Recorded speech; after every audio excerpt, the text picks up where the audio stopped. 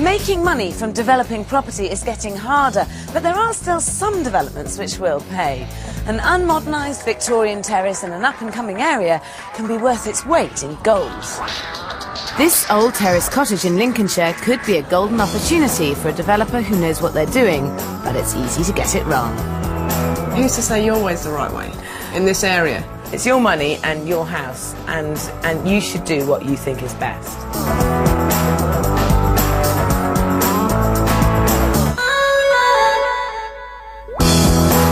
Terraced houses are in high demand and therefore easy to sell. So if you can find the right terrace in the right area, you could make a very healthy profit. Martine, Follett and Teresa Edwards have struck gold. They've just bought this dilapidated terrace property with a 40-foot garden in Billingham near Lincoln. It's their first development and I think they've chosen well. So what made you decide to buy this house here? Because it was basically the first one that was cheap enough for us to get. Yeah. You're looking at about 80,000 to buy a first home, and you're predominantly working areas, factory work, and it's 12,000 a year, and to get a mortgage, you can't afford an 80,000. So as soon as we saw it, it was on the internet, wasn't it? We came rushing down, put an offer in that day. So how much did you buy it for? 35. 35,000. And what are you planning on spending modernising it? About 11, 12,000. What? 11? Yeah. Don't up it 1,000 already. Blimey. We're going to do a lot of the work ourselves, so that will keep the costs down. So. Yeah, because it does sound quite a small amount. Yeah, it does, but there's no labour costs Yeah. in that, like Teresa said. We should be doing that ourselves. So. Yeah. Right. How much are you hoping to sell it for? Well, I'm hoping about 70, hopefully. So that's 46,000 Yes. you'll have then spent. Yes. Yeah. And if you sell it for 70, then you'll be making £24,000. Yes, Yeah. yeah. Martine and Teresa have mortgaged themselves to the hilt and put all their savings together to get the £35,000 to buy this property and the £11,000 to do it up. If they sell it for £70,000, they'll make a healthy gross profit of £24,000, but they haven't included any fees. This house has all the hallmarks of a great investment. You've actually had an offer already on the house. You've only owned it for 2 weeks, haven't you? Yeah, from my solicitor when I went to sign the papers, he said that for the size of the property that he would offer me 50,000 for it. And you bought it for 35? Yes. So you could have made £15,000 that minute? Yeah, we could have done, but there's also that we could make a lot more. And do you recognise that there is a possibility that you might end up making less money? Oh, of course, yeah, but then... By doing it than you would by selling it? So you're happy with the fact that you would have made £15,000 if you sold it 2 weeks ago, and you might make less than that after a whole load of work? Yeah, it's experience. Yeah. It's experience. You are totally nuts. I know, we are.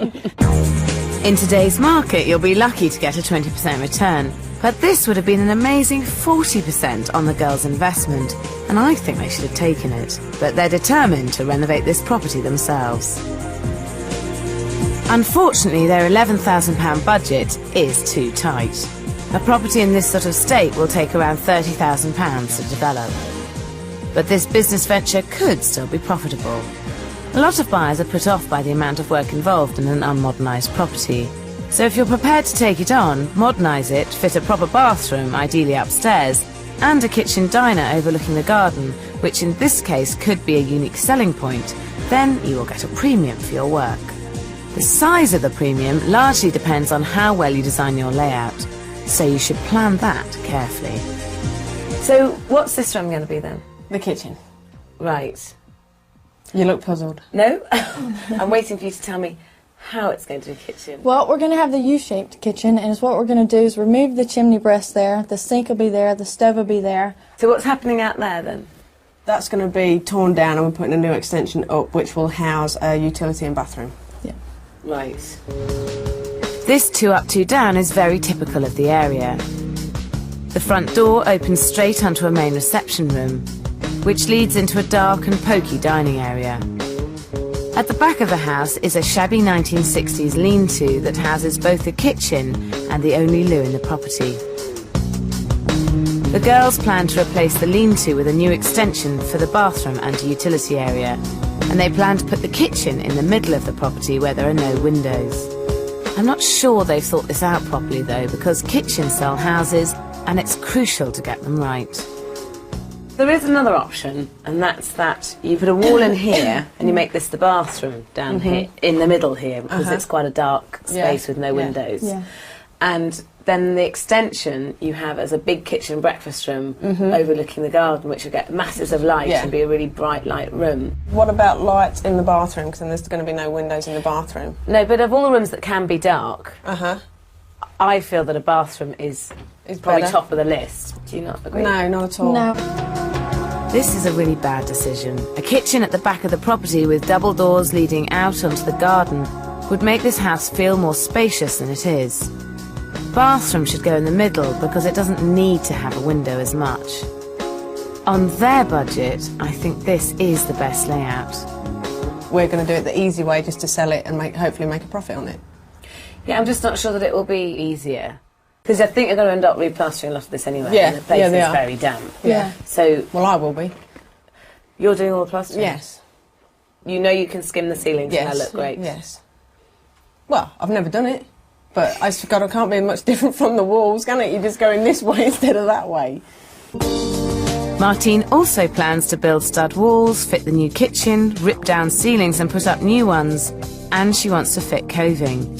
You have to admire her commitment. I just hope she knows what she's taking on. She'll need to create a very professional finish if she wants to hit the ceiling price. A lot of amateur developers realise too late that doing the work themselves has been a false economy. But that's not the only cost-saving measure the girls have up their sleeves. Why have you got a tent in that bedroom? That's where we're going to be staying while we're doing up the house. You're going to be staying in the tent? Yeah. Yeah, it's actually quite an amazingly sensible idea because it will stop all your stuff getting dusty. Exactly. Yeah. That's the worst thing about living on site. Exactly. Is your bed's full of rubble. Exactly. Yeah. Upstairs there are 2 bedrooms but no bathroom. In the front bedroom there's a bidet and a sink. In the smaller back bedroom there's a shower squeezed into a cupboard, hardly ideal for modern living. And like every other house on the street, the door to the second bedroom opens straight onto the stairs. So what are you doing with the layout up here? Because you've got a back bedroom and a front bedroom.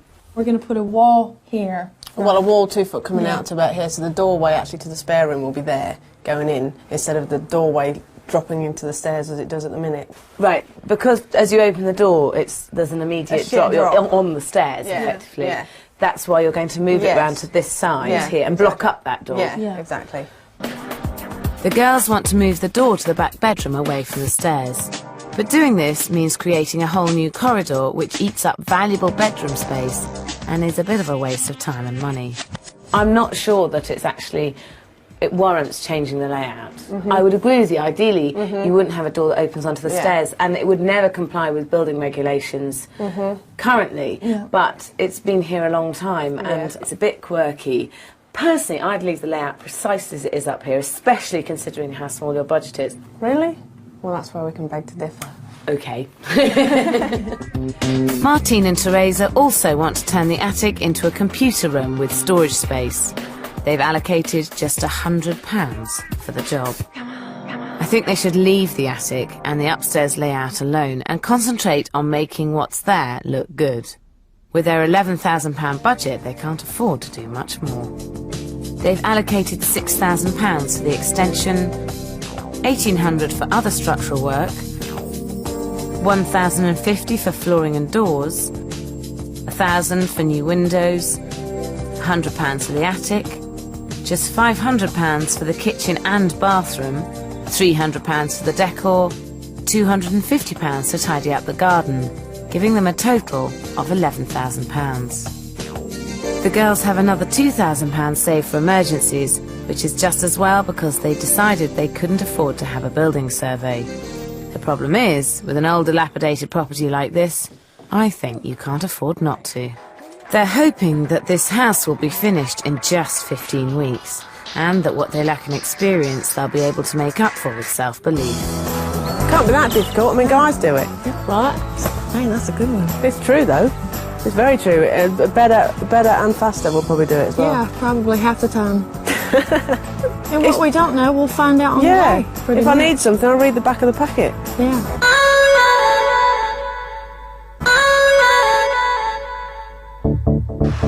Martine Follett and Teresa Edwards have got what thousands of first-time property developers dream of: a rundown Victorian terraced house ripe for renovation. They want to make £24,000 in just 15 weeks by doing it up. That's twice what Martine earned a year in her last job at a local pizza factory. It's an ambitious plan. They've bought a great property in an up-and-coming area, but they've no experience of developing.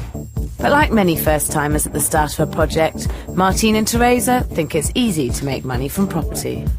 You can take a recipe book and you read the recipe, you bake the cake. It's exactly the same with houses. Fair enough, not on the structural side. I'm not about to tear down the extension and build it myself. One thing is for sure, the girls are not afraid of hard work.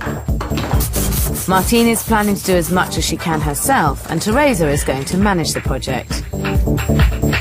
Yeah, I'm going to keep the budget and everything in line and just keep me working. And keep her working. And this budget will take some managing. For just 11 grand, they plan to fit new windows and doors, build an extension, completely rearrange upstairs and downstairs, install a new kitchen and bathroom, and turn the attic into a computer room. You can take that stuff down with the skip. It's not going to be easy, but their dedication is impressive. It's only day 2 and work has already come to a grinding halt. The council's not happy with their skip. Figures. When you need the council, they're nowhere to be found, but when you don't need them, they're knocking at your doorstep. So we're supposed to know when we order a skip that we're supposed to have a permit and we're supposed to have cones and light it. This is first-time property development. I didn't know that there was a permit. I don't care if there has to be a permit required. How are we supposed to know, sweetie? You know, we didn't know. And how does he know we don't have a permit for it? It's the council's job to check up on these things, just as it's the project manager's job to make sure all the correct permits are in place. After a few frantic phone calls, the permit is sorted out and work can continue.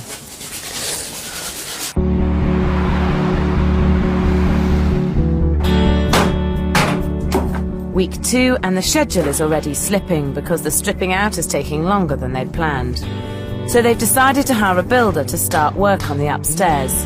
This is an extra cost that wasn't in their budget, and I have to say, I think changing this layout is a complete waste of money. Although it's not ideal having a door opening onto the stairs, it's very common in these terraces, and it won't stop the property from selling. I'm not happy about having a doorway here with the step. It's a death trap, I feel, and I'm glad it's gone. I wouldn't feel happy if this was, say, a nursery and the mum got up late one night, came round here, was going down to feed the baby and missed a step. Boom. I wouldn't feel happy with that at all. I can't see Sarah's suggestion at all. It made no logical sense to me at all. Martine and Teresa aren't acting like developers. Quirky layouts are acceptable in older houses. While they've skimped on essentials like having a building survey done, they are wasting money elsewhere. I only hope this doesn't turn out to be a terrible error. The roof is bowing a bit. You see how it goes kind of like that? Over there? Yeah, but it's just on that side there. It's just probably a bit of bad workmanship when it was ever done. That's pretty much the whole house. Yeah. A bow in the roof could mean very bad news, and it doesn't stop there. The builder has also noticed the chimneys need rebuilding at an extra expense of £500. And they still haven't found out why the roof is bowing. If they'd spent the money they've wasted on upstairs getting a full structural survey, they'd know exactly what was going on and what it would cost to fix.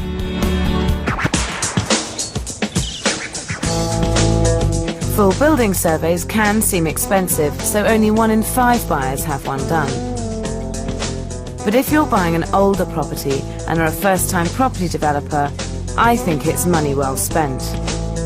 It can also be your best bargaining tool. If the survey does show up problems, you can sometimes negotiate the asking price down. Your surveyor can advise you on the feasibility and costs of any works that you plan to do yourself. And it means you go into your development with your eyes fully open. Unlike Martine and Teresa, who are paying the price for not having one done. We are aware that there are things in this property that we can't foresee Already we've had an extra cost on the roof, which the builder assures me isn't going to cost a lot. It's only week 2 and they're already losing their grip on the budget. Sarah did raise the point about she didn't think our budget was very realistic, but it would be really nice to prove her wrong. Whether I win or not is a different matter, but it would be nice to. I really hope she can prove me wrong. And they're stepping up their efforts to get the project back on track. But Martine soon suffers another setback when a recent foot injury starts really giving her trouble. I've got a bucket on my foot because I have a flipped up toe, big toe. The big toe had an accident at work, and unfortunately I can't wear safety boots like Teresa. So to prevent anything from going on it, I've got my foot in the bucket because this is really the only job structurally I'm doing, and it needs 2 people, so precaution. Watch out. Like that, see? This is an extra stress. They've already spent more than they'd allocated on tradesmen, and if Martine can't do the work, then their costs will soar.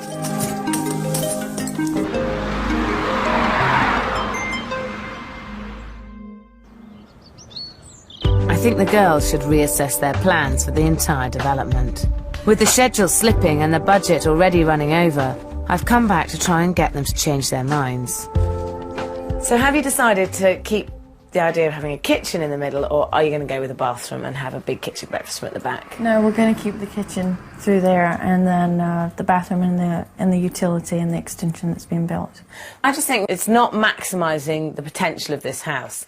Maximising the potential would be to have a lovely big kitchen breakfast room at the back with big doors overlooking the garden you've got. I've basically lived in Lincolnshire all my life, and I know what local folk want. People around here are your hard-working factory workers, construction site workers that come in a mess and say they want somewhere to kick off their boots and whatnot. I would have thought in terms of lifestyle, they'd rather have a big kitchen breakfast room that they can sit in and overlook the garden than they would have a kitchen with no window and that's really dark in the middle of the house, and then a utility room overlooking the garden. Do you not think that it might get a premium for being more modern? What, with having the kitchen at the back? Not at all, not in this area. You don't? Not at all, no. But is this about maximising your profit? Yes, exactly. I mean, if it was about, if I knew for a definite fact that would make us more money, I would without a doubt put the kitchen at the back. The best possible thing you can do when you're developing a house is to take a house that suited yesterday's lifestyle and change it so it suits today's lifestyle. Who's to say you're always the right way in this area? Who's to say that if we used to do it like that? I know, exactly. My foot is down. We're doing it the way we're going to do it. If you're not convinced and you have questions about what Sarah's saying, we'll speak later and I'll convince you. There's no reason for us to do it Sarah's way. It's your money and your house, and you should do what you think is best. And we will, and it is best. Yeah, I think it's best, yes. We think. We know. They couldn't be more wrong. Martine and Teresa simply haven't researched their market well enough. Only 20 miles from Lincoln, Billinghay is an ideal commuting village for the masses of young professionals who work in the city. We're finding a lot of younger buyers coming out to the villages. There are a lot of younger buyers coming from down the south, purchasing properties in the area to get to areas like Lincoln and Sleaford. These buyers will pay a premium for modern, up-to-date layouts, and if Martine and Teresa won't cater for them, there are plenty of professional developers who will. It pays to snoop around before you plan your development.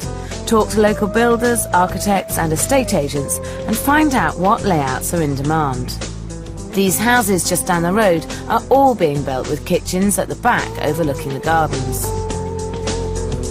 Another good strategy is to copy layouts of similar houses in more expensive neighbouring areas.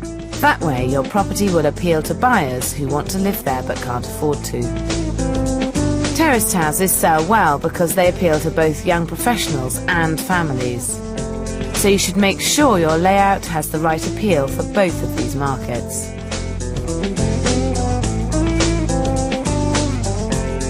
And when you've plundered ideas from everyone else, identify the unique selling point of your property and make sure you make the most of it. In Martine and Teresa's case, it's the garden, which with their layout you'll barely see from inside. Back at the development, the girls are 5 weeks in and things have taken a turn for the worse. Martine's foot is so bad she's been forced to stop work. I didn't realise my foot would hinder me as much because I can only wear flip-flops. And making sure that it's safe and out of the way of anything dropping on it, I hadn't really thought about that as much as I probably should have done. This is a setback their schedule didn't need. You just take each day as it comes and expect the unexpected. Taking those out. Martine and Teresa desperately need to get this development in hand. You pop that up. There you go. You got that straight out. Job's a good one. Yeah. Watch the pipes. Cool. There you go. After you, ladies. So, your roles have kind of changed a bit, haven't they, on site? Yeah. So. Martine, you were going to do most of the work and it's ended up with Teresa doing the work. Luckily. Is that because of your foot? That's because of my foot. I'm not able to do a lot of the work that I hoped I'd be doing. Right. Which is very frustrating, but there's not really a lot else I can do about it. No. Even if you're intending to do the work yourself, it's crucial to include enough in your budget in case things go wrong. The girls didn't, and they're paying the price. And the great British climate is about to make things even more difficult. Breakfast time. Breakfast. Bacon. Living in a building site during the winter months can be hell on earth. But the girls are determined to put on a brave face. Yeah, every morning is the same. I get up and I come down and I cook breakfast, and usually Martine, she gets the fire going. Martine's parents provide a welcome break from the old routine. Hi, Martine. Hello. Hey, how you doing? What do you think? It's fantastic. I think it's awful. It's shocking. I can't believe that her and Teresa are actually living in it. I just cannot believe it. I mean, I was actually frightened to go up in the loft because there were any bats up there, you know. And I can't believe you're sleeping in this tent. What? Well, would you rather I put a bed on the actual floorboards? Oh, no. I mean, the thought of them living in a tent, I mean, how ridiculous is that? Living on site seems a good idea in theory because it saves you money on rent. But in practice, it will slow you down.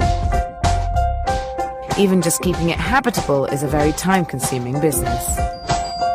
I think what's holding it up more than anything is I don't think we appreciated how much cleaning we would need to do at the end of each day to live in it. 6 weeks in, their 15-week schedule looks increasingly unachievable. And they're about to embark upon another ill-conceived idea, turning the attic into a computer-cum-storage room.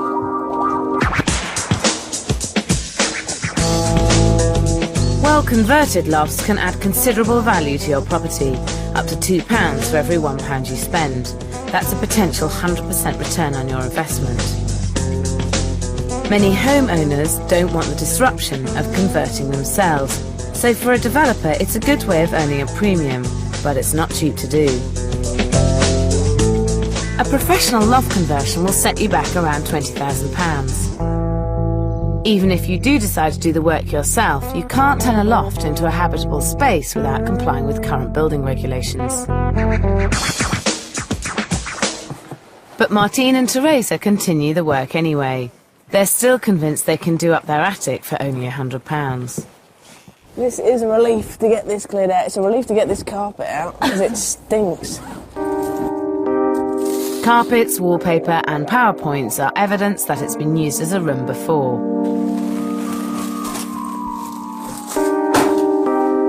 And the roof ties seem to have been cut through to create more space, which is part of the reason for the bowing roof. But the girls carry on regardless, and they continue to deck out the attic with tongue and groove. Until a routine visit from the building inspector stops work in its tracks.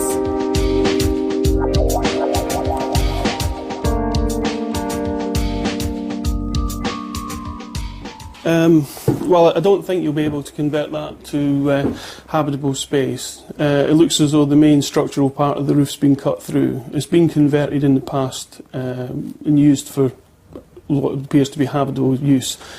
It's never had any building regulation application in for it, and it's a death trap really. You couldn't get it to comply with the building regulations. How about if I put cross supports in there? Well, yeah, it's not so much the supports as well. I mean, they've cut through the main roof supports. Who's ever had it before, and they'll have to be replaced. You might need some engineers' sort of advice on if it needs additional strengthening as well, where you've cut it through. It was advertised to me as an attic room. I bought it on the purpose that I could use it as an attic room because there were sockets up there and it was plasterboarded out. Yeah, I don't think you could get it to comply with means of escape for fire. This is a massive blow for the girls.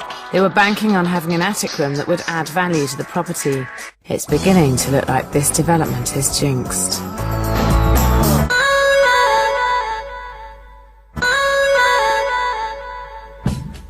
This 2 up, 2 down in Lincolnshire seems to be getting the better of Martine, Follett and Teresa Edwards.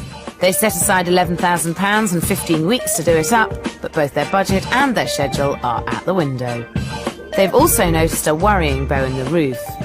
They're 8 weeks in and their only real achievement has been to rearrange the upstairs. But now they're embarking on the biggest job in the whole development, knocking down the lean-to and replacing it with a brand new extension. Martine's injured foot is improving, but there's still not that much she can do. This means that most of the hard work falls on Teresa's shoulders. But it's a big job for one person, and when the plumbers turn up to take out the old loo and kitchen, it's not long before they're roped into helping the damsels in distress. That's a big relief. It's like a big weight lifted off my shoulders. It's huge. It's good to get it down. It feels like things are finally moving on. And to see Teresa getting a hand in it as well was really good. I'm just sorry that I can't do it as well. It's very stress relieving, you know. You get mad or whatever, you just pick up your sledgehammer and knock it off. And they'll need stress relief. The only loo and sink are on the skip, and it's likely to be weeks before new ones are installed. We'll have a hookup through in here, a temporary one for water, hot and cold water, with a bucket for washing up and getting water for drinking wise and washing wise. And as for the bathroom, we're just lucky that we've got really good neighbours. If it weren't for these guys, I think we'd still be... You're not kidding. Thank you very much, guys. Yeah, I know. But you don't get a cup of tea till you finish, so you better kick on. It's becoming clear the girls are going to need more help from tradesmen than they first thought. And they won't be able to blag favours like this long term. It's bad news for their budget, which is already thousands of pounds over.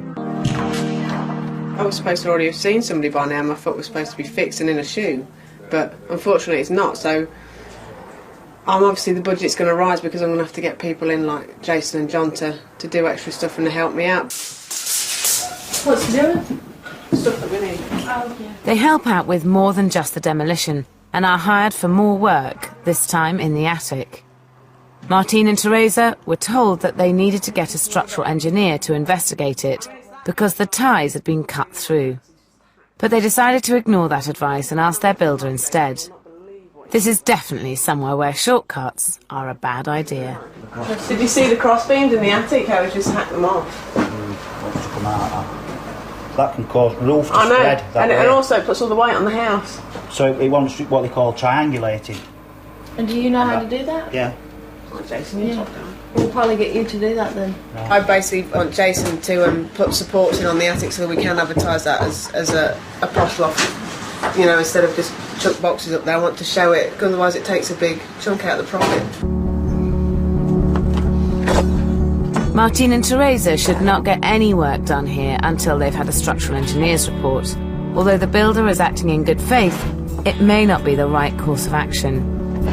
If they'd had a building survey before they bought, they may have been able to negotiate a lower price and they wouldn't be in this position now, but they don't agree. I think we saved ourselves probably the couple £100 that it would cost to have them come in and do the full structural survey.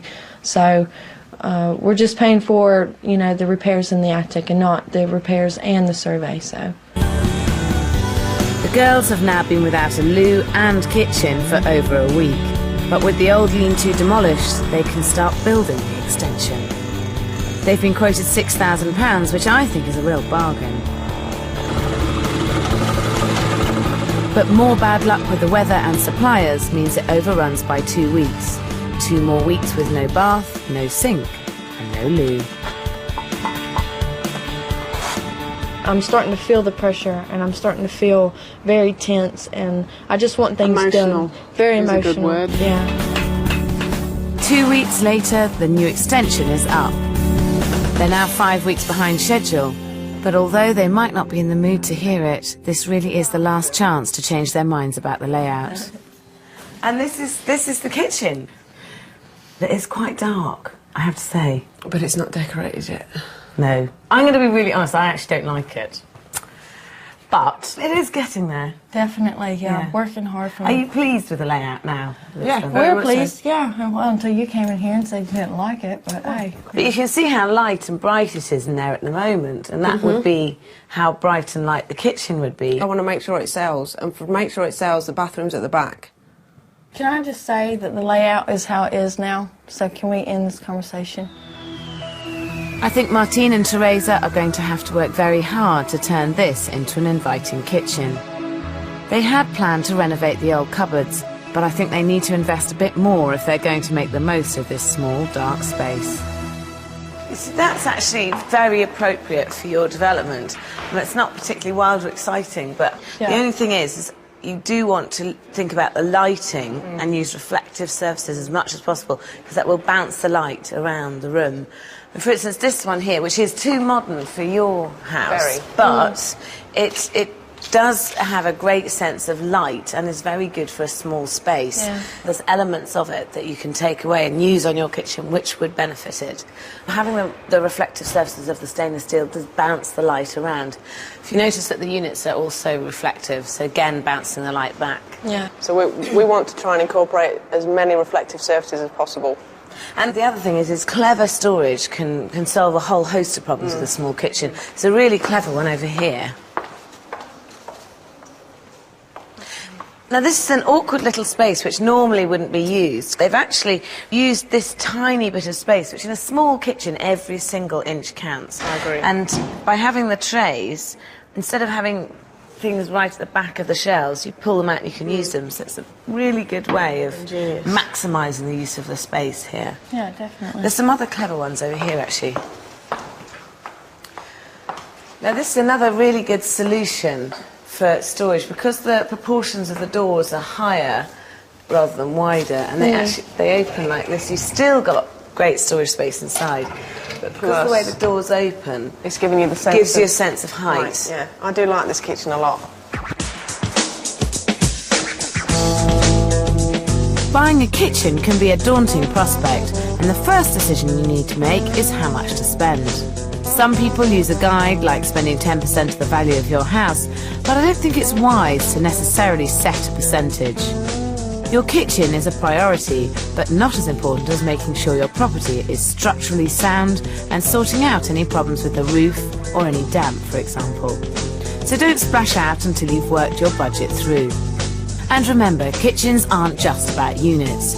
You need to budget for lighting, white goods and accessories which will help to create a look that will sell. Shop around before you buy. The average spend on a kitchen is around £2,000, but whatever you spend, never lose sight of your profit margin or who you're marketing to. Back on site, the girls are hoping that they can start to decorate. But first they need to get the work signed off by the building inspector, as it may well be difficult to sell the house if it's not. They've added additional steels from the rafters down to the ceiling joists, but that's not taking the weight of the roof. It's not following any design, it's just what a builder's come up with as a remedial action. So, how's it look? It's not good. No. Well, I can't actually fathom out what he's actually trying to do there, because it's not supporting the roof in any way. The deflection of the roof's increasing, and I mean, you really should seek professional advice on it. All we basically want to do is make it look pretty and as it's storage. That's it. I don't want no electrical points, just a light, which there'll be a switch down here for it, so people can get up there and turn the light on and put a box up, come back down. You shouldn't fully board it and board the roof and everything else, because although it might look pretty, it could be perceived as a room. Yeah. And that, at the end of the day, is what causes the problem. Yet again, the girls have wasted time and money trying to cut corners instead of getting the right person for the job. And it's not only the attic they got wrong. The building inspector sees something else he had cautioned Martine and Teresa about before. Right, while I'm on it, you know what I was saying about your windows? Yeah. Having escape windows, and that don't comply with escape. You're joking! What you should have is any opening, it should have a clear opening, a minimum dimension of 450mm. But you're saying it has to be that so somebody can get out. Yeah. What you're saying, I can get out that window. I know. Yeah, I know, but he couldn't. Yeah. And what he's saying as well, it's also as well, because it's not our fault. Where they actually came about was the size is actually based on the minimum size that a fire officer can gain access to the property with breathing apparatus on. This is another blow for the girls. Because of their open plan layout downstairs, these windows need to be big enough to qualify as a fire escape. They aren't, so they will have to go. It would have saved Martine and Teresa a lot of time if they had checked before they were fitted. The girls have the windows replaced, but it's another setback they don't need. They're 6 weeks behind schedule and they need to get back on track. What's the main reason that you're so behind? Because you were going to do this whole project in 15 weeks. We're now at 21 weeks and there's a hell of a lot to do. Stress. Yes. We didn't realise there was so much to take into consideration. It's been one big... It started off like a dream and it was great fun, and now it's turned into the worst nightmare. Because of the stress that I feel we're under, it causes a lot of arguments between Teresa and myself. Teresa's been sat in the travel agents booking a ticket to go back to the States. It's been quite bad. Yeah. Because we both want the house finished and we want out of here. Would you like to just be able to walk away from it? I'd love to, but we can't. I don't care if it takes us 7 months, 8 months, because we're going to finish this house, and that's all that matters. And do you think they're going to make a profit? Yes. I know we'll make a profit. And I know the first person that walks in here will buy it. The girls are now on the home stretch, and they really need to keep motivated. I'm coving queen and plastering princess. Look at that. The last stage of the development can be the most difficult, but in a buyer's market, it's imperative they get the finishes right, but it's very slow going. You suffer with it because you live, eat, breathe the house and you work in the house, and you tend to feel like, my God, is there anything in this world apart from this house? How far behind schedule do you think we are, Teresa? About 2 weeks, 3 weeks, 4 weeks? I don't know, to be honest with you. You have to admit, it's pretty bloody good, isn't it? And with the property coming together, they can finally relax again. Mentally, I've lost it. Don't do that. No, hopefully we should be finished in about 2 or 3 weeks, so we're looking forward to that. And when the new kitchen arrives, it finally feels like the end is in sight. I think it's great. 5 months without a kitchen, I think that it would do anybody's head in. It's modern and bright, but it's come at a price. At £1,200, it's nearly £1,000 over what they'd allocated.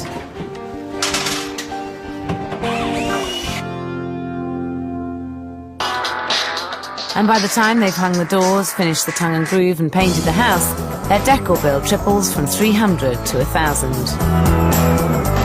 The question is, after 6 months of hard graft living on a building site, will it all have been worth it?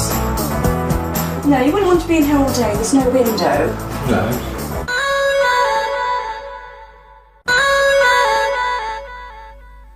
Every first-time development is a steep learning curve, but this one has been like Mount Everest. But where others may have faltered, Martine and Teresa have soldiered on, determined to see it through. And they finally completed renovations on this 2-bedroom property in Lincolnshire. They've transformed the 2-up, 2-down terrace from a dilapidated rundown cottage into a modern, stylish home.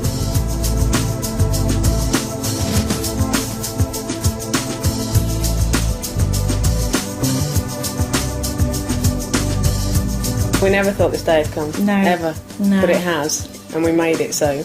That's all that matters, yeah. It's been a 6-month-long project, but it finally seems worth it. The house is now ready to go, and it's a splendid transformation. It still amazes me to think that we did it. It still blows me away, knowing that this is what we've done. This house has our blood. Sweat and tears. Definitely. Putting the kitchen in the middle was a bad call. But the finish is perfect for the market, contemporary and modern, even though it lacks natural light. At the back of the house, where the kitchen should be, they've got a bright and spacious bathroom and utility area overlooking the house's unique selling point, the garden.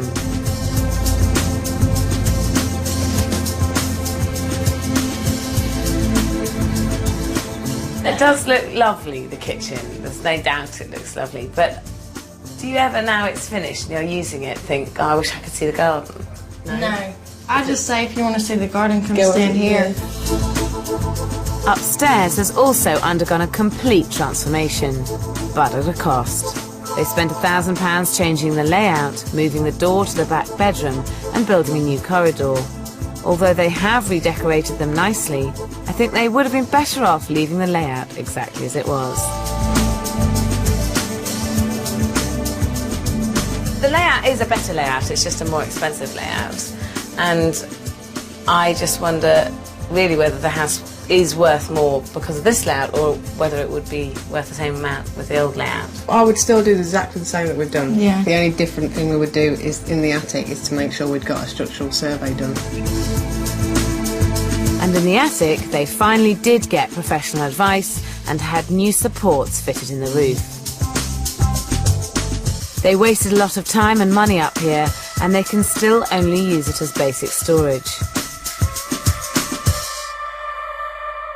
This is looking absolutely fantastic. Are you pleased it's all over? Absolutely. Definitely. I'm very relieved. It's been, I mean, I'm not one for roller coasters at all, and this has been an emotional roller coaster ride. Yeah. And very stressful. Now, you were originally going to spend £11,000 doing this project. How much did you end up spending? Do you know? I'm sure we've gone over, but no. You've actually spent £26,000. How did you go so over? That's over double what you were expecting. Naivety. Doing the work yourself, it takes a lot of time. And the extra costs involved with, we should have got a structural engineering, well, a structural survey for the attic. My foot was a big issue. And that's a lot of the reason, is it? Well, not all of the reason. And like I say, I do have expensive taste, and I like what I like. You know, and Martine is the same. You know. But this is a development, isn't it? Yeah, it is a development. But I mean, you have to spend money to make money. I've said that before. And spend money they certainly did. The extension went up from £6,000 to £7,000. Structural changes went up to £2,400. Flooring and doors doubled to £2,300. The windows nearly tripled at £2,600. The attic spiralled from 100 to 1,000. The kitchen and bathroom went from £500 to £2,200. Decor more than tripled from £300 to £1,000. Doing up the garden went from £250 to £400. Plumbing and electrics weren't even in their budget and cost £2,600. Fees and mortgage payments were £4,500. In total, their £11,000 budget has rocketed to £26,000. This is a massive overspend, but they were totally naive with their original budget. Right at the beginning of this project, you were offered £50,000 for it, which would have given you a £15,000 profit, and you decided not to take that. Do you regret that decision at all? Not at all. No, not at all. No. Just because you hope to make more profit, or because of the experience? Because the experience. Both, really, Yeah. because we hope to make more profit and what we've learned. They were originally hoping the house would be worth £70,000, but with their massive overspend, they now need more. Right, okay. Certainly a nice sort of warm feel about the place. A really nice contemporary kitchen. The layout would have been more successful to keep the kitchen at the rear. Certainly made the best of what they've got. And people, certainly smaller families, say they prefer to have the utility area. Not the biggest of bedrooms, but well laid out again. Love the folding door. Not sure about those doors. Plenty of storage space, that'll be popular with people. A nice sized garden as well. Generally, the whole property's been finished to a good standard. It's ideally suited to either first-time buyers or investment buyers because there's nothing left to do. The value of the property is going to be in the range of 90,000 and should be priced at 89,950 to entice more people round. I would value this house between 85 and 90,000. I value the property at 91,950. Considering the girls were originally hoping to sell for £70,000, this is great news. If you did manage to sell it at 90,000, say, which is kind of an average of the three, you'd make a £29,000 profit from this project, which is not bad. A brilliant return. That's fantastic. But the bad news is that most of the profit came from the rise in property prices, not all their hard work. Now, an unmodernised house, as this was when you bought it, would now be worth £60,000, and you bought this for £35,000. So actually, you would have made a £25,000 profit just from the investment in this house. So considering that you made a £29,000 profit from refurbishing it, you actually only made £4,000 for all the work. Was that worth it? Of course it's got to be worth it, otherwise you'd be like that. What a waste of time.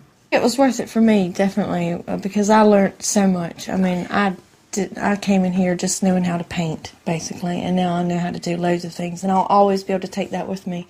So you have been very lucky. You happen to pick part of the country that is still rising in value, because some areas haven't risen. But just how lucky they are depends on what someone's prepared to pay for the house. very nice.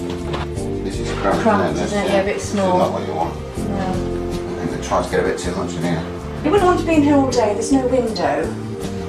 Utility, that's what you want. Oh, that's nice, yeah. I kind of brought this into the kitchen now, eh? Yeah. Got it all as one. Laundry area, away from the kitchen, that's nice. It's a bit of a passageway, isn't it? It is, but it gives you workspace, doesn't it? With So your that could clothes be the kitchen washing instead. Wow, this is a small room. It's small. It's a nice sized room for the little one. I'm not sure about the door. No, I'm not sure. It's not very private, is it? It looks good on first impression when you walk in. It looks really good. It's a nice property. Possibly the kitchen is probably in the wrong place in the house, I would think. I think on a personal thing, I would put it at this end of the house rather than in the middle of the house. The bathroom's beautiful, but it would be nice to actually have maybe a loo upstairs, but I'm quite pleased with what I've seen overall. Now that this enormous project is over, what does the future hold to you now?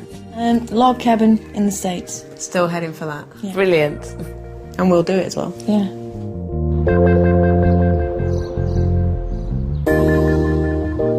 The last 6 months have pushed Martine and Teresa to the limits, both emotionally and physically. Everything that could go wrong has gone wrong. But luckily the market's been on their side, and so their dream of a log cabin in America might just come true. The girls decided to market the house at a rather ambitious £108,000, but eventually sold it for a more reasonable £95,000. Next week I'm in North London, where a young couple are having big problems with a small cottage. I personally don't think that this fireplace adds anything to this cottage. We think we can turn this into something that's really nice. If somebody said, what's the biggest problem with this house, I'd say this.